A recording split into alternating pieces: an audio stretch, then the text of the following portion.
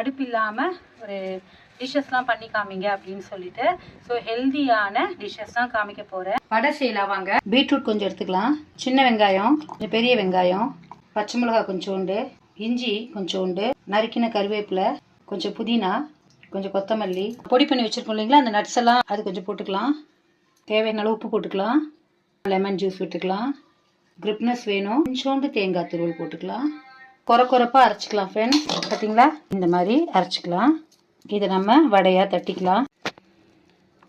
இந்த மாதிரி எடுத்து நம்ம வடை எப்படி தட்டுவோமோ அதே மாதிரி எப்படி நல்லா இப்படி தட்டலாம் ஃப்ரெண்ட்ஸ்.